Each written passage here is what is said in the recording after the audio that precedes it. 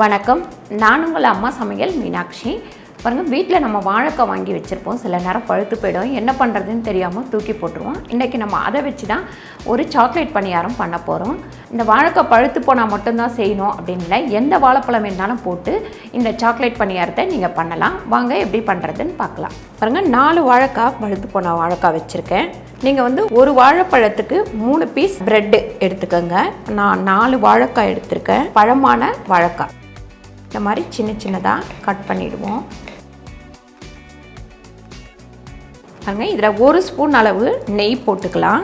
நெய் நல்லா சூடான உடனே இந்த வாழைப்பழத்தை இதில் சேர்த்துக்கலாம். கட் பண்ணி வச்சுருக்கிற வாழைப்பழத்தை இதில் சேர்த்து நல்லா வதக்கிக்கலாம்.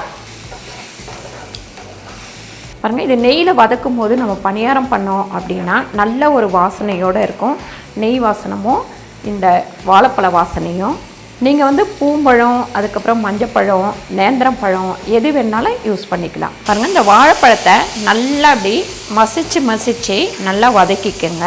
இது நீங்கள் காலையில் பிரேக்ஃபாஸ்ட்டாகவும் யூஸ் பண்ணிக்கலாம், சாயங்கால நேரத்தில் ஸ்நாக்ஸாகவும் யூஸ் பண்ணிக்கலாம். ஏன்னு கேட்டிங்கன்னா, இது நல்லா சாப்பிட்டாலே ஹெவியாக இருக்கும். இது காலையில் சாப்பிட்டு போனால் கூட நல்லா குழந்தைங்களுக்கு மத்தியானம் வரைக்கும் தாங்கும். பெரியவங்களுக்குமே இது நல்லா தாங்கும்.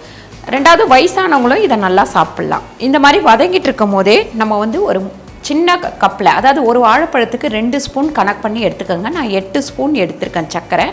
இதையுமே இதில் சேர்த்து நல்லா வதக்கிக்கோங்க. இப்போ இதில் ஒரு 1/4 டீஸ்பூன் அளவுக்கு உப்பு சேர்த்துக்கலாம். எப்போவுமே ஸ்வீட்டாக இருந்தால் கொஞ்சம் உப்பு சேர்த்தோம்னா டேஸ்ட்டு உங்களுக்கு நல்லா கிடைக்கும். பாருங்கள், இப்போ நல்லா வாழைப்பழம் வதங்கிடுச்சு, சர்க்கரையுமே கரைஞ்சிடுச்சு. இதை ஆஃப் பண்ணிவிடுவோம். பாருங்கள், நான் ப்ரெட்டு ஒரு வாழைப்பழத்துக்கு 3 பிரெட் ஸ்லைஸ் அப்படின்னு கணக்கு பண்ணி எடுத்திருக்கேன். 12 ஸ்லைஸ் இதில் நல்லா இந்த மாதிரி அரைச்சி வச்சுருக்கேன். கோதுமை மாவு பார்த்திங்கன்னா சின்ன கப்பில் 1 கப்பு, ஒரு 100 கிராம் அளவுக்கு. கோகோ பவுட்ரு இது பார்த்திங்கன்னா ஒரு 2 ஸ்பூன் வச்சுருக்கேன். ஏலக்காய் பொடி ஒரு 1/2 ஸ்பூன் வச்சுருக்கேன். பேக்கிங் சோடா ஒரு 1/2 டீஸ்பூன் வச்சுருக்கேன். இது எல்லாத்தையும் போட்டு ஃபஸ்ட்டு நம்ம இப்படி மிக்ஸ் பண்ணிடலாம். பாருங்கள், இந்த மாதிரி நல்லா மிக்ஸ் பண்ணிவிடுங்க. தண்ணி சேர்க்க வேணாம். தண்ணி சேர்க்கறதுக்கு முன்னாடி இந்த மாதிரி மிக்ஸ் பண்ணிட்டீங்க அப்படின்னா தான் நமக்கு இதில் சேர்த்த பொருள் எல்லாமே நல்லா மிக்ஸ் ஆகும். இப்போ நம்ம இதில் வதக்கி வச்சுருக்க வாழைப்பழத்தை சேர்த்துடலாம். பாருங்கள், வதக்கின வாழைப்பழத்தை சேர்த்ததுக்கப்புறம் இதை கொஞ்சம் நல்லா மிக்ஸ் பண்ணிக்கலாம். பாருங்கள், 1 கப் அளவு பால் சேர்த்துக்கலாம். இதில் நல்லா மிக்ஸ் பண்ணியாச்சு. கொஞ்சமாக தண்ணி சேர்த்துக்கலாம். தேவை இருந்தால் நம்ம போட்டு திருப்பியும் தண்ணி ஊற்றி மிக்ஸ் பண்ணிக்கலாம். பாருங்கள், நல்லா மிக்ஸ் பண்ணியாச்சு.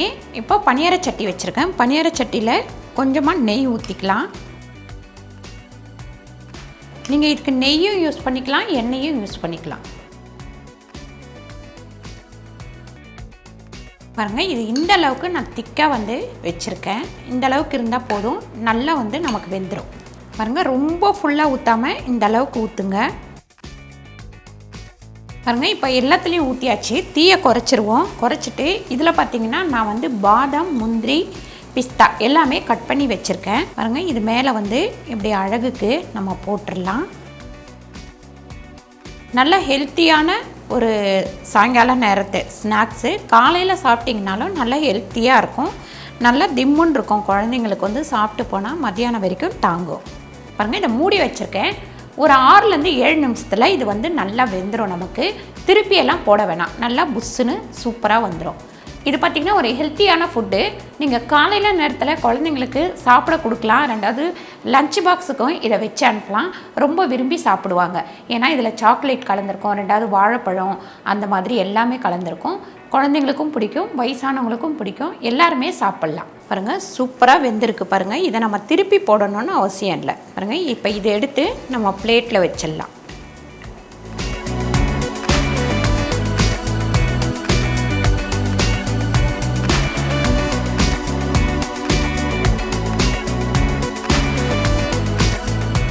பாருங்கள், சூப்பரான சாக்லேட் பணியாரம் ரெடி ஆயிடுச்சு. இது நீங்கள் ஓவனில் கூட அப்படியே செட்டாக ஊற்றி வச்சு கட் பண்ணி கூட நீங்கள் யூஸ் பண்ணிக்கலாம். இந்த வீடியோ உங்களுக்கு பிடிச்சிருந்தா லைக் பண்ணுங்கள், ஷேர் பண்ணுங்கள், சப்ஸ்கிரைப் பண்ணுங்கள், ஃபேஸ்புக்கில் ஷேர் பண்ணுங்கள், மறக்காமல் கமெண்ட் பண்ணுங்கள். நன்றி, வணக்கம்.